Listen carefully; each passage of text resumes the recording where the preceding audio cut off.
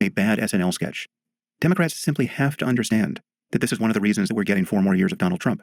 4 more years of this man holding more power and responsibility than any person on earth. If it sounds like I'm blaming far-left activists for this, along with everyone who bent the knee to them, I am. Sure, inflation didn't help, but the Harris campaign and the Democratic Party couldn't change the price of groceries. They could control whether the vice president gave a rational accounting of why she no longer supports taxpayer-funded gender reassignment surgeries for undocumented immigrants in detention. You know how many ads the Trump campaign ran on that issue? In some markets, it was a third of their ad spend. Yeah, but they also ran ads literally against Arabs and Jewish people saying that Kamala held contrary positions. Like, what are you going to do? She's for they, them. He's for you. Someone find me the video where Harris made any sense at all on this topic. And the same can be said for all the other cultural issues that have Find me a video where Trump makes any sense on any topic. Like, again, people say like, and it's not even Sam's fault. He's been mindfucked by the media environment too, right? Like, Kamala Harris gives such bad answers to these questions.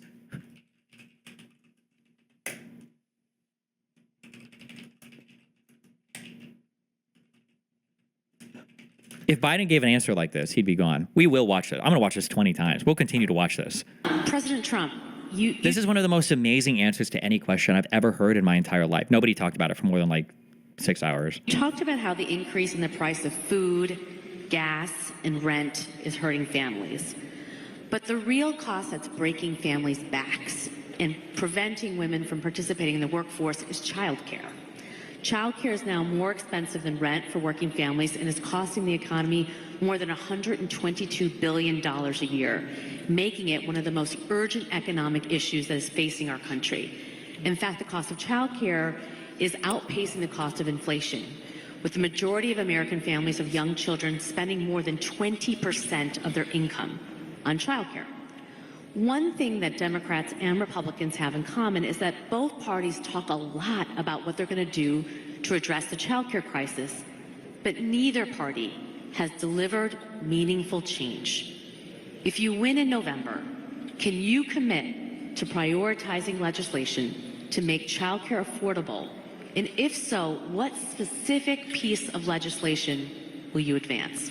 Well, I would do that, and we're sitting down. You know, I was somebody, we had Senator Marco Rubio, and my daughter Ivanka was so impactful on that issue. It's a very important The question issue. is, right? Piece of legislation. What piece of legislation are we going to support to help with like childcare stuff, okay? Just what are we going to do? Will you advance? Well, I would do that, and we're sitting down. You know, I was somebody, we had Senator... Oh, why is this audio so shit? Microphones are generally mono-channel. It sounds like they have one or a set of mics for the room, and then they have one microphone for the speaker that's on one channel. This microphone needs to be made mono or rounded to both channels, but they just have one setup for each. So you're hearing the echo of him speaking on the right, and you're hearing the actual mic input on the left. Okay? Fuck all of you guys, okay? I'm going to point this on everything because everybody's like, why didn't you just hire a professional? Like, see, because they don't know anything. You have to learn everything. We at the DGG Omni-Liberal University, okay, we learn it all. Senator Marco Rubio, and my daughter Ivanka was so impactful on that issue. It's a very important issue. But I think when you talk about the kind of numbers that I'm talking about, I can make a mono though. That because look, childcare is childcare. Couldn't, you know, there's... I'm sorry, hold on, but now I interrupted. Okay, let him answer. Sorry, my bad. I cut him off. Let him answer. To make childcare affordable. And if so, what specific piece of legislation will you advance? Well, I would do that, and we're sitting down. You know, I was somebody, we had Senator Marco Rubio, and my daughter Ivanka was so impactful on that issue. It's a very important issue. But I think when you talk about the kind of numbers that I'm talking about, that because the numbers, look, childcare is childcare. It is. Couldn't, you know, there's something, you have to have it. In this country, you have to have it. But when you talk about those numbers compared to the kind of numbers that I'm talking about by taxing foreign nations at levels that they're not used to, but they'll get used to it very quickly. And it's not going to stop them from doing business with us, but they'll have a very substantial tax when they send product into our country.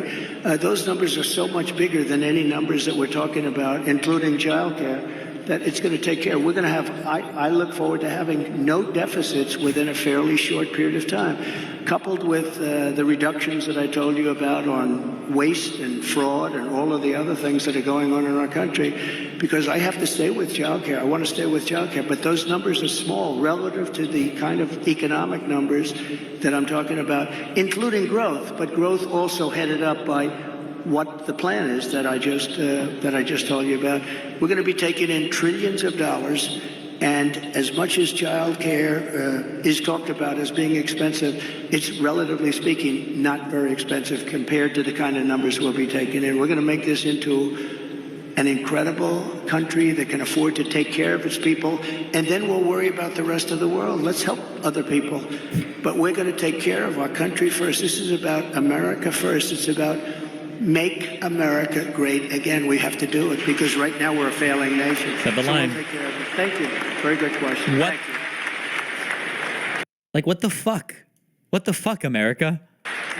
What is this answer? It's just like so crazy.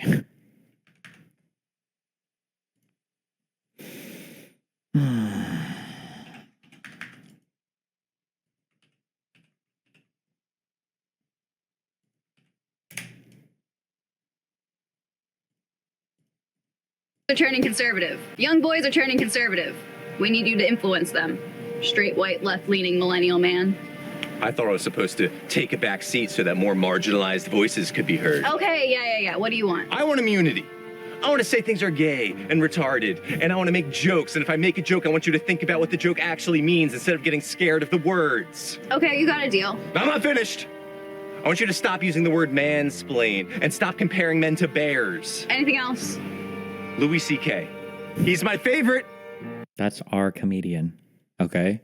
For the longest of times, white men have felt like we haven't had a voice, and Louis C.K. was him, and you took it from us just because you wanted to jerk off in a doorway with some trapped women, okay? Come on. And he has good things to say. What's that sound? Is that the Department of Education being defunded? Okay, people can like what they want to like, and we'll stop using our perceived moral superiority to be cruel to others. Cool. What are you doing out here anyway? I was just pretending to chop wood. So what he said, possible, does he think the megaturks will give Americans so much money that they can just use that to fix every issue? No, that's what kind of, the best faith interpretation of what he was saying was something like that, but that's so beyond fucking stupid that anybody would even think that that's, okay. We'll get to this video. We've got, more Sam. I think, are we done with this? Poisoned by the far left. Literally everyone I know who voted for Trump, and this includes some extraordinarily influential people, like Elon, literally everyone was focused on cultural issues. It wasn't inflation for them. It was trans activism and the insanity of the southern border and DEI policies and homelessness and crime in our cities and the unwillingness of Democratic DAs and mayors to do anything about it. The fact that when you go into a CVS and you need to call a locksmith to liberate some razor blades and Tylenol, that is an absolute disgrace. That is true, and that is bad, but like, this happens the most in like California that went super liberal. So is this really like the big motivate? That is a really stupid, retarded thing. And I do agree California fucked up on their lack of enforcement on shoplifting. I definitely agree with that. But like, where does this happen the most at? It happens in like blue places where people still vote blue, right? Like New York and California. I don't know. It is a clear degradation of the quality of life in American cities. And these things mattered on Tuesday when people went to the polls. And most of our largest cities are run by Democratic mayors, at least 2/3 of the top 100. And I think it's a higher percentage of the top 20. What are the Democrats doing about homelessness? Am I supposed to be buying a GPU review?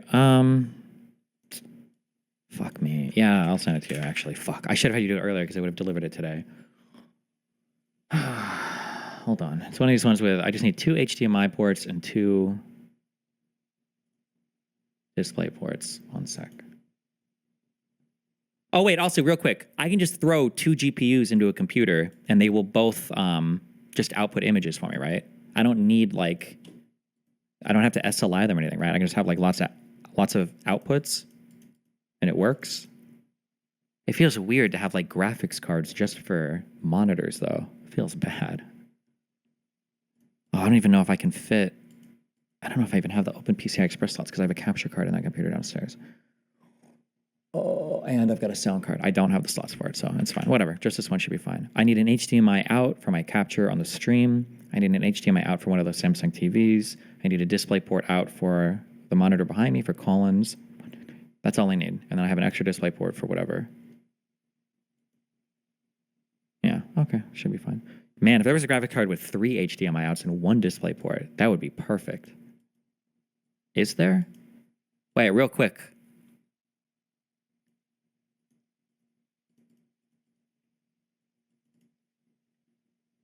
Go to the Micro Center in Miami. Yeah, I was gonna do that, but I don't have my fucking car because it's in the shop, and it's like fucking 45 minutes away to get there, and I didn't want to go this morning. It'd be fucking 3 hours late to stream. Wait.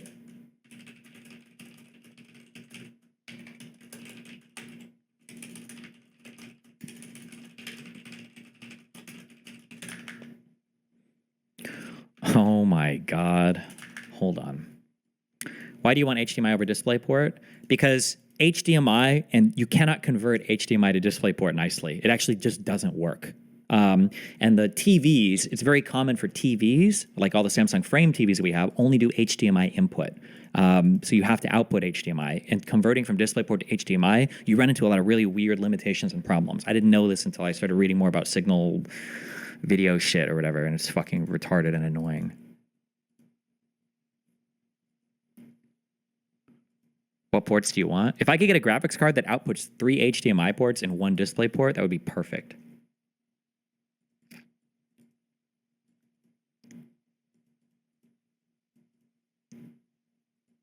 I don't know if you linked me stuff yesterday from this site. I don't know if this Guys Hall's website is. Link me something on Amazon. This isn't even in fucking... This isn't even in a language I understand. Or that I even know what the language is. I don't know what the site is.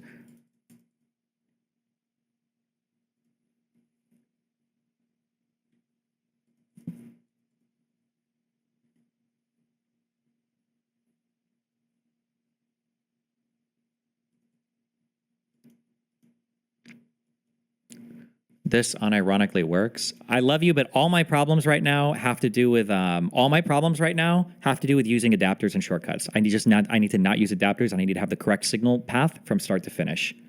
Even what you've sent me, Dan, this is why I'm not doing any of this. I'm not doing any of this adapter shit anymore. It's fucking me hard. Even what you've sent me here, it says it only goes up to 1440p. So this wouldn't even help me, right? Because the TVs are in 4K.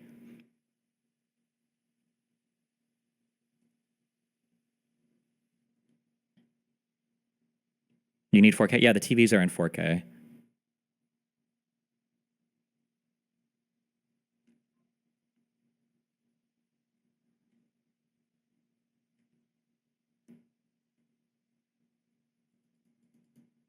Did you try working for a software hardware workaround? No. Why would I look for a software workaround for hardware when I could just get the right output? I just need the right output.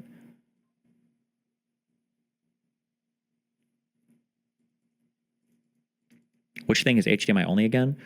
I have an HDMI input on my capture card.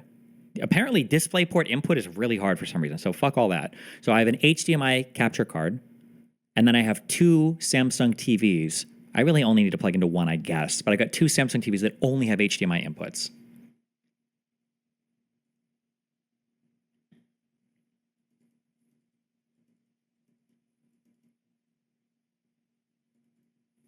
Asus Dual 4060 Ti. Wait, what? Hold on, wait. Somebody linked that. Link me an Amazon thing. Oh, 3080. Buying that seems like such overkill. Oh my God, but that's so many outs. Oh my God. Oh my God. Is there like a card that's like the equivalent to this? It's not as expensive? Because I don't really need like super graphics processing capability. I just want to be able to support a lot of monitors. Is there like a cheaper version of this? Otherwise, this is perfect. I'll get this. I don't care. Pre-delivery Wednesday, November 27th. Are you trying to have them be independent outputs? Yes.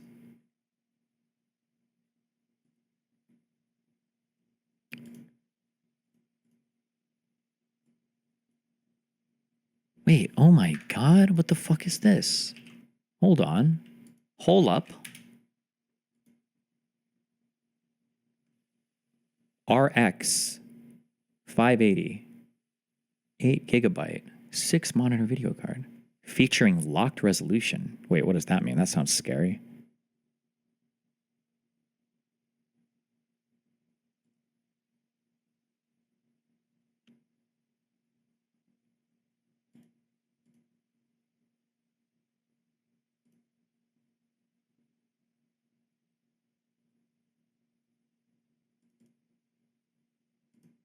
Some GTX 1650s have.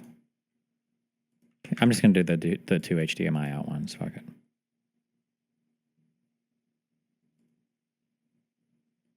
Oh, but I just drive to Micro Center. I can just go there. I just need my car. Oh.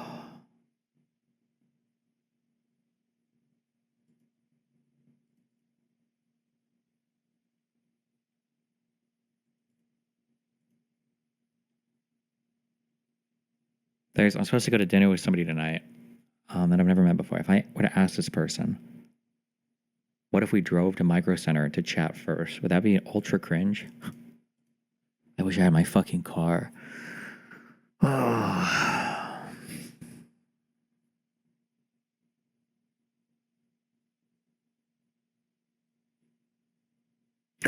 I should find a restaurant near the Micro Center, make a reservation for that restaurant, and then when we're driving there, I could be like, oh, also, let me just run in here real quick. Oh my God, how am I so fucking smart? Hold on.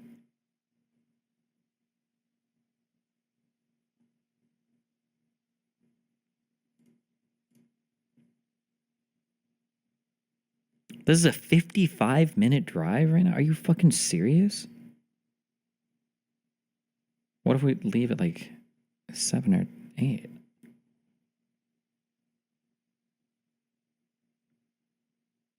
How do I do this? I don't know how to work any of these apps. Okay, set departure time.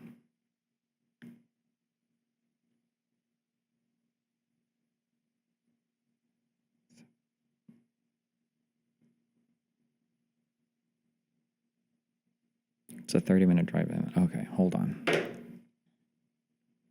don't you buy a new car to go get your GPU? True!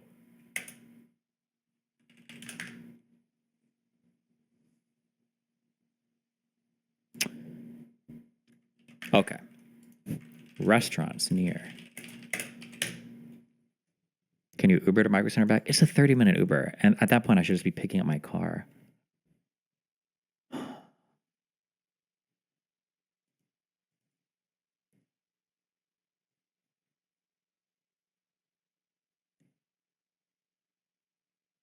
Ew, seafood place is gross.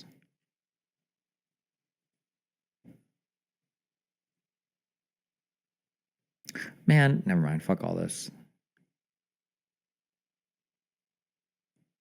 Here's a card with 4 HDMI outs. Hello? Do you have eyes? These are 3 display ports and 1 HDMI out. I get that you don't want to do DP to HDMI, but wouldn't USB-C to HDMI work fine? Every single time, I don't want to do the research right now. Every single time I've tried to use adapters and then I do more reading afterwards, I find out, oh, actually, adapting this is really bad. You just shouldn't do it. Just adapting is just bad. So I'm trying to avoid adapters. I'm trying to use like the original video signal to the original video signal, like the output to the cap. I'm just trying to keep everything straight and in line, and because like, yeah, because I sometimes I run into issues that I don't even know are issues, and then I go do more reading. I'm like, oh fuck, this was stupid. I didn't know you couldn't do HDMI to DisplayPort or DisplayPort to HDMI. That's like fake. That the adapters and all that, even the active adapters, aren't guaranteed to work. I didn't know that. So no, I'd rather just have like the correct things. Okay, fuck all this. Fuck this. Wait.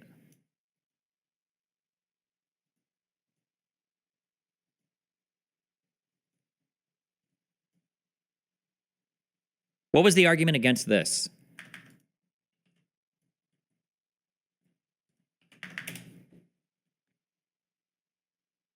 I should just have this card. It's got 6 outputs. This is more than enough, right? I should just do this, right? What is it that requires DisplayPort? I mean, the nice monitor that I use behind me that I'll call in for like call-ins or whatever. It's too overpriced? Yeah, but it's got 6 outputs. Like, is there anything that's the equivalent with this many, like at least 4? Your output is still limited by the digital max resolution of the card. Yeah, but this is going to do at least 4K, right? Digital max resolution, 7680 by 4320.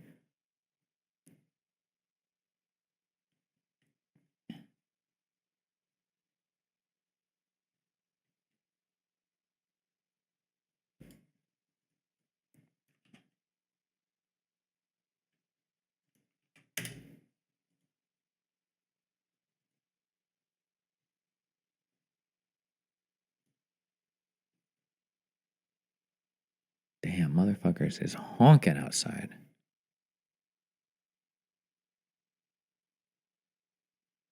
Never mind. I'm getting the Windforce card. I don't care. I'm just getting that. Okay. I'm not going to Micro Center. It's not happening.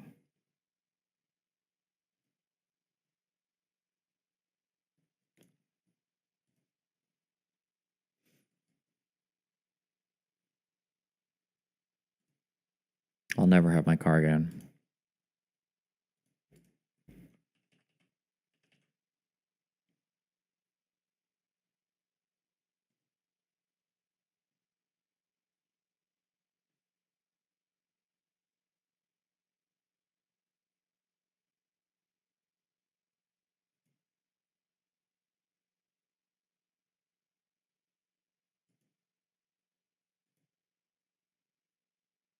Okay.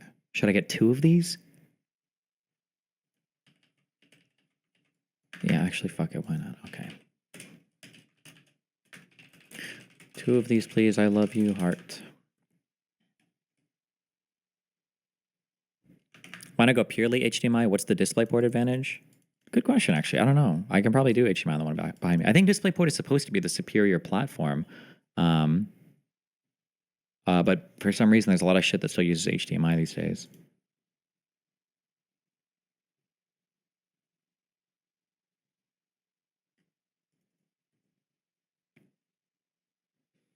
Okay.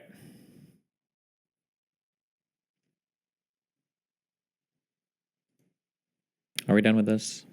The Democratic Party largely owns this problem. And for years, Democrats have been acting like the answer to it is for everyone just to become more tolerant. They won't police the streets, but they'll police the language. These people are not homeless, they're unhoused. Okay, great. Anyone who lives in a city, who has to shepherd their kids past some raving lunatic standing outside the supermarket, or who knows that there are whole sections of town that he shouldn't even set foot in because they look like the third act of a zombie movie, many of these people are done with your politics. And so are millions who don't live in big cities, but visit them, or just see the images on social media. No one wants to live like this. This is the sort of issue that was easily and justifiably weaponized against Democrats in this. That's kind of true. I'm probably going to agree with him on all the points. I just don't think they're as big of a factor as he thinks they are. But I'm probably going to agree with him on everything. Like the Anna basically ran away from the left because she got bullied over her homeless take so much. Election. Or take the Hamas supporters on our college campuses. You don't have to be Jewish to see how shameful this is. This is an assault not just on Jews and Israel, but on Western civilization. Or let's just call it what it is, real civilization. If the Democratic Party can't figure out that civilization needs to be defended from barbarism, what do you expect is going to happen in a presidential? Okay, here, this is the video for this. I'll be back and then we're going to do the, I guess you can keep playing this. I'll be back and then we're going to do the, oh, this Piers Morgan video is supposed to be infuriating. Oh boy. Election. Yes, Biden and Harris were not terrible on this issue, but they talked out of both sides of their mouths. They bent over backwards to not offend the people who are totally confused in the Democratic Party about what happened on October 7th and about the problem of Islamism and jihadism worldwide, who think in terms of Islamophobia rather than really protecting human rights. Here's one clue on the path back to sanity on this issue, which you may have missed. The hijab is not a symbol of female empowerment. Okay, most of the women throughout the world who wear the veil are forced to by men who will beat the shit out of them if they don't. It might be time to figure this out if you actually care or want to credibly pretend to care about the rights of women on planet Earth. Okay, there's simply no question that Democratic moral confusion on many of these issues cost Harris millions of votes.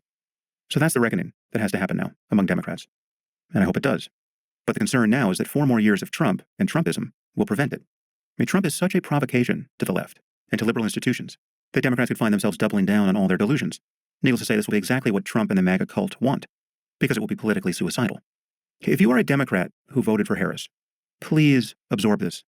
You lost more people of color than you ever have in a presidential election, while running against Archie Bunker. Worse, Trump is actually supported by real racists and white supremacists, and that still wasn't enough of a problem. Who do you think your identity politics is for? You're really going to keep celebrating pornographers of racial grievance like Ta-Nehisi Coates and Ibram X. Kendi? Should we just give another Pulitzer Prize to the 1619 Project and congratulate ourselves? You really think racism is the problem in America? And what we saw this week was just a victory for white male identity politics? That's how you're going to explain Trump's popularity at this point? Trump gained support from every racial group except white people, right, where he lost 1 percentage point when compared to 2020. You're going to chalk that up to racism? We're about 5 days out from the election when I'm recording this, and I'm still hearing prominent Democrats say things like, America was never going to elect a black woman for president in the year 2024. That's not the issue. And if you keep this up, you're going to get President Candace fucking Owens someday. Wouldn't that be a perfect rejoinder to this stupidity? I hope it's obvious from everything I've said and written for years, and from the first half of this podcast, that I understand the frustration and even revulsion that people feel for the far left and for the progressive orthodoxy that has infected our institutions, for the censoriousness and thought policing and the gaslighting and the lying. I understand the degree to which our institutions have been bent by this. And anyone who's followed my work from the beginning knows that I've been outraged by this encroaching moral blindness for at least 20 years, right? Long before wokeness or Black Lives Matter or trans activism or defund the police. In the years after September 11th, 2001, when I began to focus on the problem of Islamism and jihadism, I was complaining about just this. I could see that anyone who described these problems too honestly would get tarred as a racist, as though that made any sense. I saw how someone like Ayaan Hirsi Ali was treated like an untouchable by left-wing think tanks and liberal writers. How even Nicholas Kristof at the New York Times, whose whole shtick was to show his concern about the rights of women in the developing world, even he felt obliged to condemn Ayaan as an Islamophobe. This is a woman who is quite literally being hunted by Muslim theocrats in one of the most cosmopolitan societies we have, modern Holland. For years, I witnessed journalists obfuscate about the threat of Islamic extremism.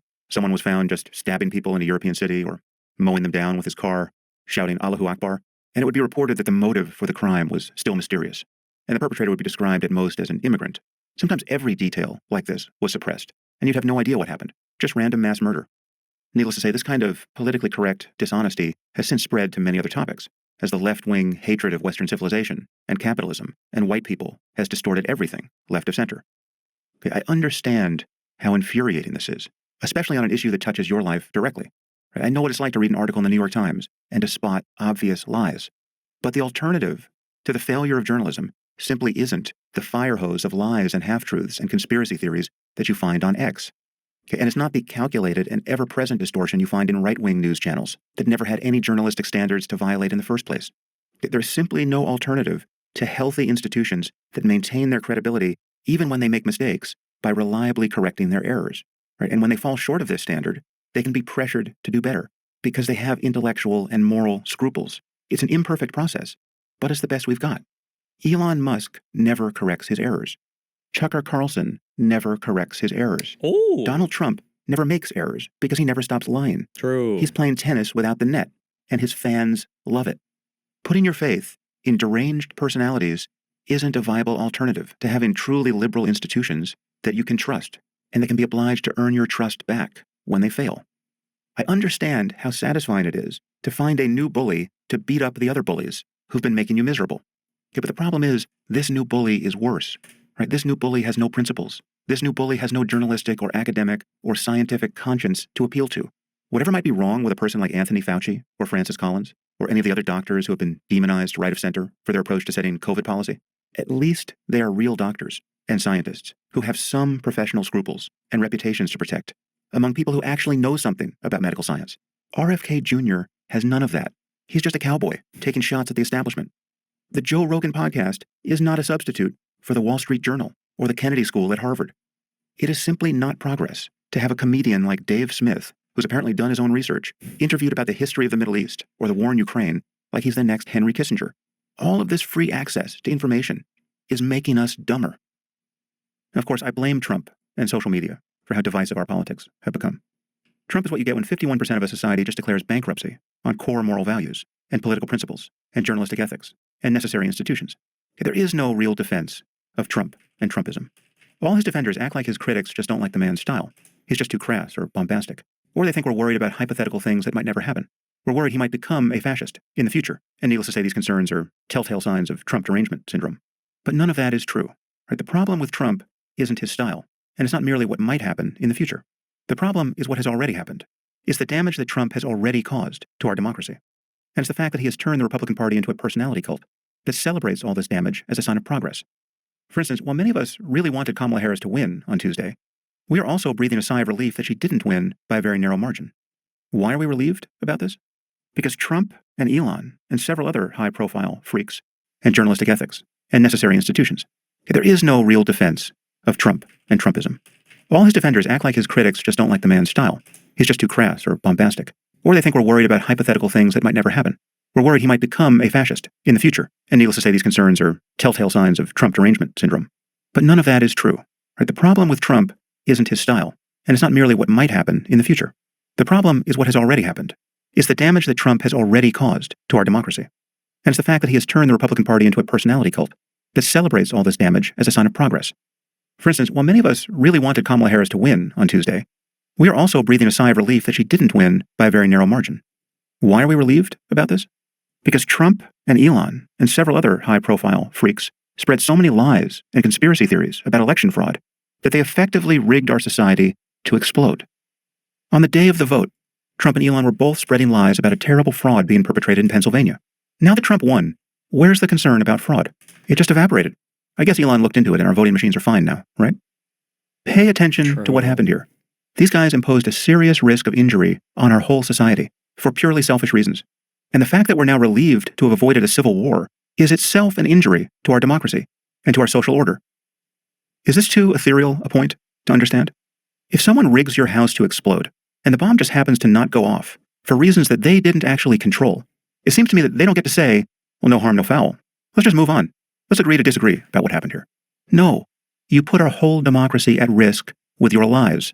You knowingly raised the temperature and the pressure on your side of the electorate, again, with lies, and ran the risk of producing serious violence if things had gone the other way. I mean, honestly, there was a moment on Tuesday night when the tide had fully turned against Harris, when the needle over at the New York Times website was giving Trump an 89% probability of winning, but the blue wall states had not been decided. Right? It was still possible at that point for Harris to win. 1 in 10 chance events happen all the time. But I remember thinking that I hope she doesn't win now, because at that point, given the optics, given that Republicans really thought they had it in the bag, and that even Democrats seemed to think that, and thought that publicly, in plain view of everyone, on television and social media, if Harris's luck had turned at that point, and she had won, we could have had a civil war. Given the degree to which conspiracy thinking had been weaponized by Trump and his enablers. Again, even on election day itself, these lies had been spread consciously, deliberately. Elon did this personally to hundreds of millions of people on the social media platform that he owns. Given all of that, honestly, I think it simply wasn't safe for Harris to win a free and fair election at that point. That is a totally crazy thought to have had on election night in America in the year 2024. Where do we send the bill for the damage that has been done to our country? Half of our society just elected a man to the presidency who they know would not have accepted the results of the election had he lost. Vice President Harris conceded the next day, as everyone knew she would. There is probably no one who supported Trump who thinks that he would have done what they fully expected Harris to do, which is to protect the most important norm of our democracy, the very thing that makes it possible, the peaceful transfer of power. And the astonishing thing is that Trump supporters are totally okay with this asymmetry. They expected Harris to concede and would have demanded that she do it, and yet they know Trump wouldn't have conceded if he lost, understanding all the risk this would have posed to our social fabric, and they are fine with that. That is already the ruination of our politics. That is what the path to fascism looks like. We are already on it. There is nothing hypothetical about this. Bad things have already happened. And this is true whatever happens over the next 4 years. It's like in the film, The Exorcist. If your kid has stigmata and is vomiting green goo in all directions and is moving furniture with her mind, you should admit that you have a problem. It shouldn't require Satan himself to make an appearance. What is so frustrating about Trump supporters is that they refuse to acknowledge any of this. They simply refuse to acknowledge how pathological our situation is and how pathological Trump himself has made it. Whatever story you have in your head about all the good Trump might do in a second term, he's a disruptor. He's got all the tech bros in there with him. He's just crazy enough to scare our enemies. Or he's just a bullshitter and he won't do half of what he claims he'll do, so don't worry about it. Whatever story you're telling yourself, here is what is true now.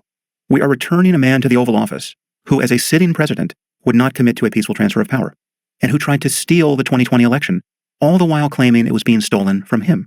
And he has lied about this ever since, knowing that these lies stand as a continuous provocation to violence. And there are court cases pending, seeking to hold him accountable for all of this, cases which, now that he'll be in control of the Justice Department, will be dismissed. We're putting Trump back in power when we know that he can't honestly discharge his oath of office, because he has no respect for the Constitution. And half of our society is not only willing to run this risk, they're positively jubilant about it. At a minimum, you should acknowledge that these events have seriously injured our politics. Again, whatever happens over the next 4 years. And I have something that I really must say to Joe Rogan and the other podcasters who interviewed Trump. You can't have it both ways. You don't get to say that this was the podcast election. We get it. True. Orange man bad, Sam. Okay. No, okay. All right. Thank you, Sam. I think we largely agree. Okay.